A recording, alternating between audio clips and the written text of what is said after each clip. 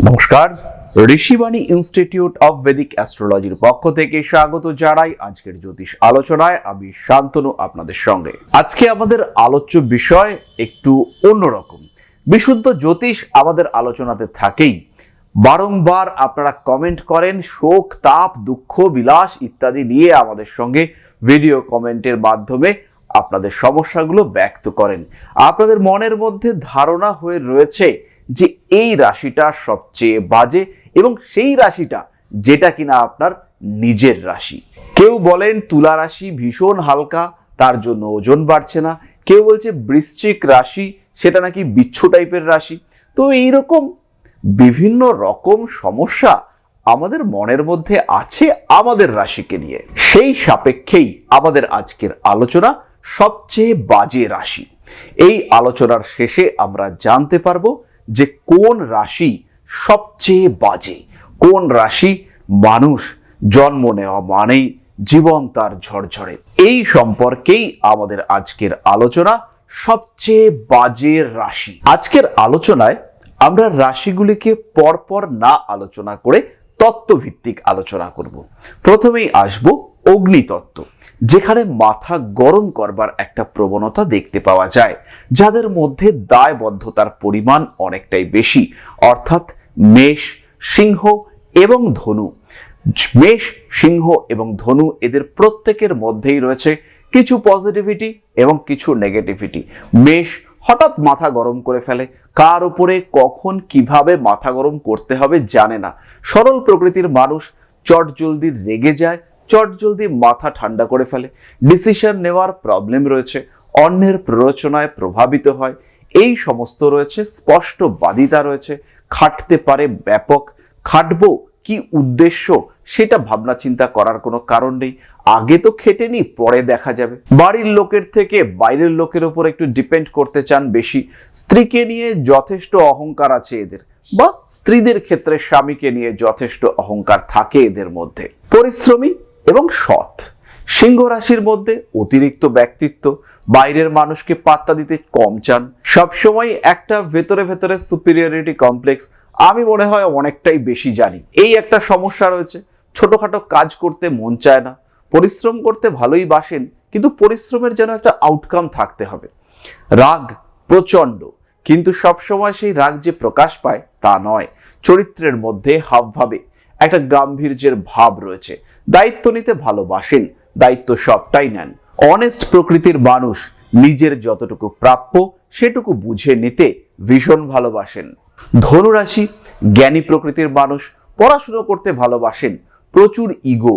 বাড়ির লোকেরা এদেরকে বিশেষ যে পছন্দ করেন তা একেবারেই নয়। বেশ জ্ঞান দিতে ভালোবাসেন। চিন্তা ভাবনার মধ্যে সুস্থিরতা, একটা ব্যালেন্সড বিহেভিয়ার বর্তমান। নিজের জ্ঞানে নিজেই বেশ খানিকটা অহংকারে ভুগতে চান। মানুষের প্রতি ভালোবাসা অত্যাধিক রয়েছে, তারই সঙ্গে সঙ্গে নিজেরটুকু তারা কিন্তু বুঝতে চান।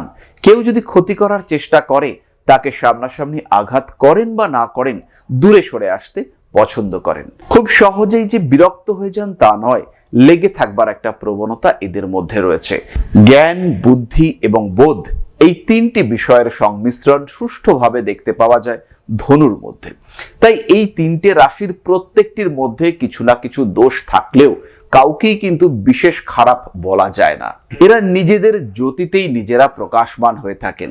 সাধারণত এরা প্রকাশিত হতে বেশি পছন্দ করেন, এরা একটু ইম্পর্টেন্স পেতে চান। এরপরে আমরা চলে আসি তিনটে বায়ু রাশির ক্ষেত্রে। বায়ু রাশিগুলির মধ্যে প্রথমেই রয়েছে মিথুন, তারপরে তুলা এবং তারপরে কুম্ভ। মিথুন রাশি প্রকাশমান, একটা চাইল্ডিশ বিহেভিয়ার দেখতে পাওয়া যায়। সাধারণত সাকসেসের অভাব এদেরকে তাড়া করে বেড়ায়। নিজের অবস্থায় নিজেরা সন্তুষ্ট হতে পারেন না, ফলে নিজের রাশি নিয়ে নিজের মধ্যে একটা ছোটখাটো অভিযোগ এদের মধ্যে দেখতে পাওয়া যায়। তাই বলে সবচেয়ে খারাপ রাশি মিথুন রাশি নন। খাওয়া দাওয়া করতে বড়ই ভালোবাসেন, কিন্তু খাওয়া দাওয়া করে যে পুরোটা হজম করতে পারেন সব সময় তা কিন্তু একেবারেই নয়।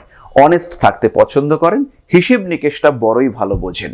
তুলা রাশি, এইবার আমাদের প্রশ্নের একটুখানি উত্তর পাওয়ার দিকে আমরা এগোচ্ছি।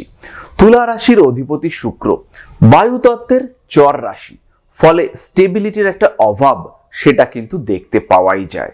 তার মধ্যে যদি নক্ষত্র হয় স্বাতি, রাহুর এফেক্ট, একদিকে রাহু অন্যদিকে শুক্র, একটা ভীষণ রকম টালমাটাল অবস্থা সৃষ্টি হয়। বরঞ্চ চিত্রা বা বিশাখা এই দুটো নক্ষত্রে তুলনামূলকভাবে স্টেবিলিটি বেশি দেখতে পাওয়া যায়। কিন্তু যারা তুলা রাশি এবং স্বাতি নক্ষত্র, তারা কিন্তু সবসময় একটা ফিকল মাইন্ডেড কন্ডিশনে ভোগেন। নিজের অস্তিত্বের গুরুত্ব অনুভব করবার ক্ষেত্রে সবসময় একটা ঘাটতি দেখতে পাওয়া যায়।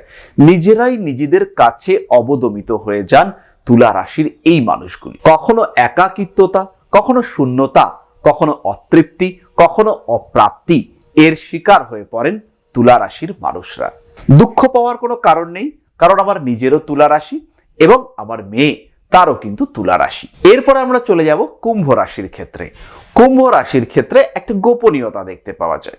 তারা কিন্তু নিজেদের সম্পূর্ণতাকে প্রকাশ করতে পারেন না, একটা প্রকাশের অভাব বোধে এরা কিন্তু ভুগতে থাকেন। কুম্ভ রাশির মানুষদের যে কোয়ালিটি, ইন্ট্রিনসিক বিহেভিয়ার, সেটা সবসময় প্রকাশিত হতে পারে না, কারণ আমরা কখনোই বাইরে থেকে বুঝতে পারি না যে এই মানুষটার মধ্যে কি কোয়ালিটি রয়েছে।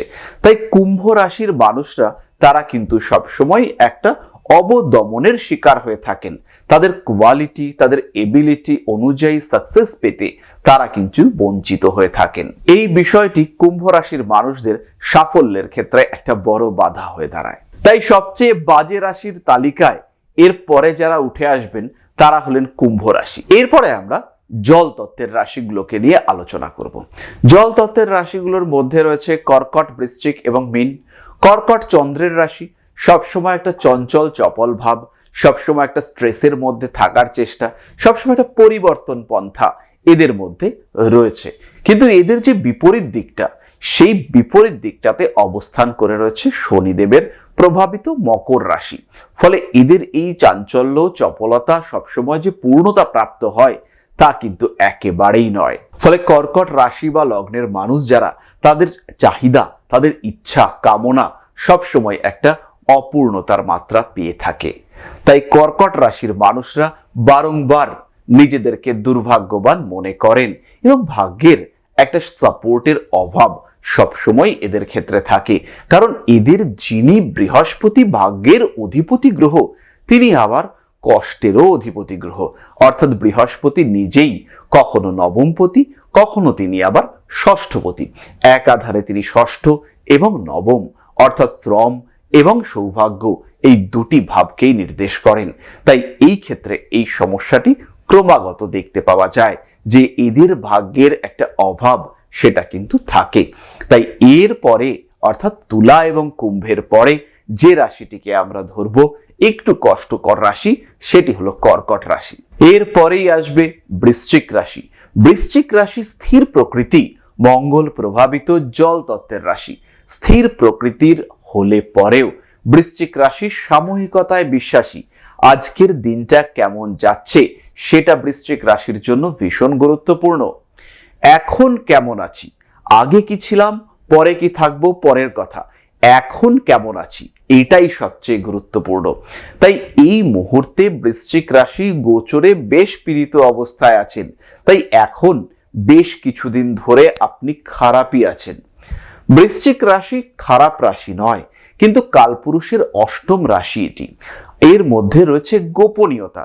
আমরা যেমন শরীরের অষ্টম ভাবকে গোপন করে রাখি, তেমন ভাবেই বৃশ্চিক রাশিতে কালপুরুষ কিছু গোপন করে রেখেছেন।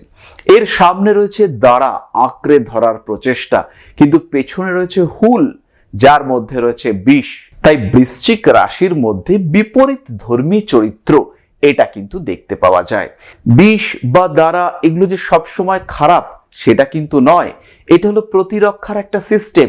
বৃশ্চিক রাশির মানুষ মানে বিষাক্ত মানুষ নয়, কিন্তু বৃশ্চিক রাশির মানুষদের মধ্যে বৈপরীত্য, একই মানুষের মধ্যে দ্বিমুখী চরিত্রের সন্নিবেশন এইটি কিন্তু দেখতে পাওয়া যায়। তার কারণে বৃশ্চিক রাশির মানুষরা অনেকটাই দুর্বোধ্য হয়ে থাকেন। ফলে বৃশ্চিক রাশির বাহ্যিক রূপ এবং আভ্যন্তরীণ রূপ এইটি কিন্তু বেশিরভাগ ক্ষেত্রে পৃথক হয়।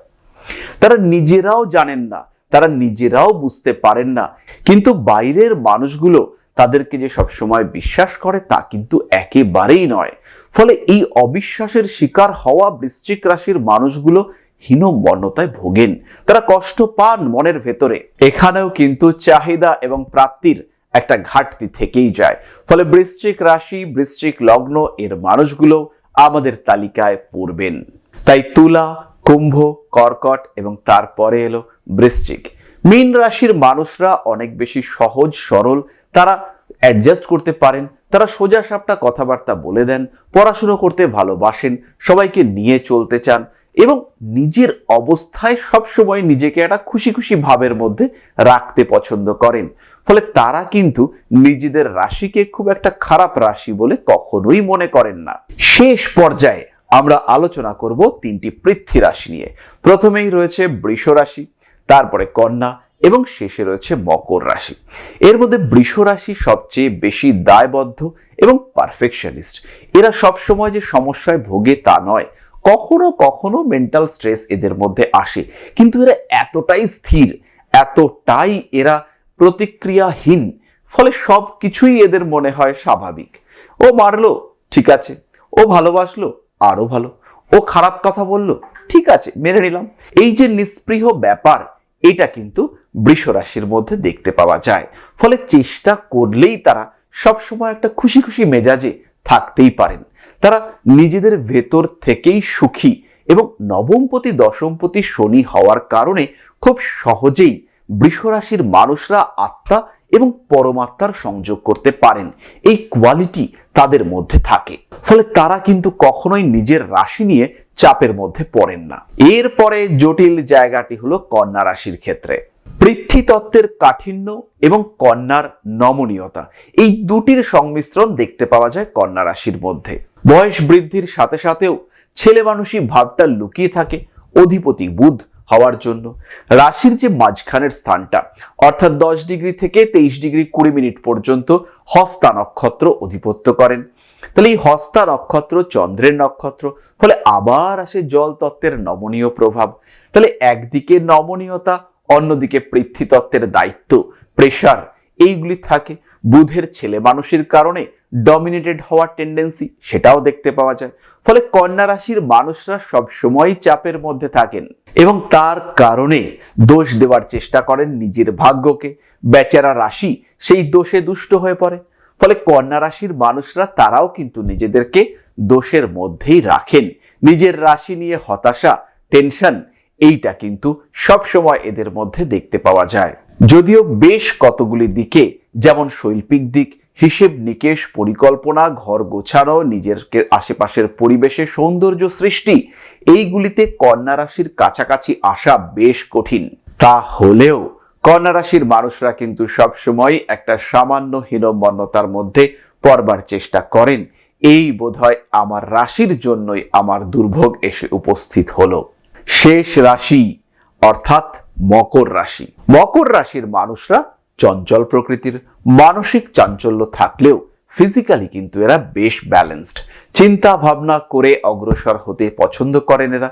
ভাবনা চিন্তা এবং তার অনুযায়ী ফলের আশা, এটাই করেন এরা। কিন্তু চর প্রকৃতি হওয়ার জন্য সব সময় চাহিদা পূরণ হয় না, কারণ তার যে অ্যাক্টিভিটি এবং পরিকল্পনা বাস্তবায়িত করবার চেষ্টা, তার মধ্যে একটা অভাব সব সময় দেখতে পাওয়া যায়। সমন্বয়নের একটা অভাব নিয়েই থাকতে হয় মকর রাশির মানুষগুলোকে। ফলে এরাও কিন্তু নিজের রাশিকে নিয়ে বেশ চিন্তার মধ্যে পড়েন, কিন্তু এই চিন্তাটা হলো সাময়িক। তাই এই রাশিটিকে আমরা নিজেদের ইচ্ছায় সবচেয়ে বাজে রাশির তালিকায় ফেলতে পারছি না। তাহলে সবচেয়ে দুঃখী রাশি, সবচেয়ে খারাপ রাশি বলবো না, সবচেয়ে দুঃখী রাশির তালিকায় পড়লেন কর্কট, কন্যা, তুলা, বৃশ্চিক এবং কুম্ভ। এই 5টি রাশির মধ্যে যদি আমাকে বিচার করতে বলা হয়, সেই ক্ষেত্রে বৃশ্চিক এবং কন্যা এরাই কিন্তু বেশিরভাগ ক্ষেত্রে অবদমনের শিকার হয়ে থাকেন। বারংবার এদের জীবনেই পীড়ার মাত্রা আসে। এর মধ্যেও বৃশ্চিকের ক্ষেত্রে এই প্রবণতা অনেকটাই বেশি, কারণ সমস্ত রকম চেষ্টা, ইচ্ছা, পরিকল্পনা থাকা সত্ত্বেও সবসময় তারা পুরোপুরি বিশ্বাসযোগ্যতা অর্জন করতে পারেন না। ফলে মনের মধ্যে একটা কষ্ট কোথাও না কোথাও লুকিয়ে থাকতে দেখতে পাওয়া যায়। এই কারণে বৃশ্চিক রাশিকেই আমরা এই দলে সবচেয়ে ওপরে রাখবো। তাহলে মোটামুটি আমরা বুঝতে পারলাম কোন রাশি, কোন লগ্ন বা কারা রাশিগত দিক থেকে একটু পিছিয়ে আছেন। কিন্তু এই যে পিছিয়ে থাকা, এটা পুরোপুরি নির্ভর করবে আপনার লগ্ন, রাশি, এদের বলবত্তার উপর। কোন কোন গ্রহের দৃষ্টি আপনার রাশি বা লগ্নের উপর পড়েছে তার উপর। সরবল কুণ্ডলিতে আপনার গ্রহদের বলবত্তা কেমন, আপনার ভাগ্য নিয়ন্তা গ্রহ কোন ভাবে উপস্থিত, কোন ঘরে পড়েছে আপনার ফরচুনা পয়েন্ট, এই সমস্ত বিষয়গুলি দেখবার পরেই আমরা কিন্তু সিদ্ধান্তে আসতে পারবো যে আপনার এই জন্মকুণ্ডলিতে রাশি কতটা দুর্বল। প্রত্যেকটি রাশি বলবান, প্রত্যেকটি রাশি সমক্ষমতা সম্পন্ন, ক্ষমতার প্রকাশের পদ্ধতি কেবলমাত্র আলাদা এবং এই রাশিগুলির মানসিকতা আলাদা। তার কারণে কেউ সুখী, কেউ ক্রোধী, কেউ দুঃখী, কেউ চিন্তিত, কেউ পরিকল্পিত। এই বিষয়টি আমাদেরকে রিয়ালাইজ করতে হবে এবং যে জায়গাটা আমরা পেতে চাই তার জন্য আমাদের সঠিক গাইডেন্সের দরকার। সেই গাইডেন্স পেয়েই আমরা এগিয়ে যেতে পারবো নিজের ঈপ্সিত বিষয় প্রাপ্তির লক্ষ্যে।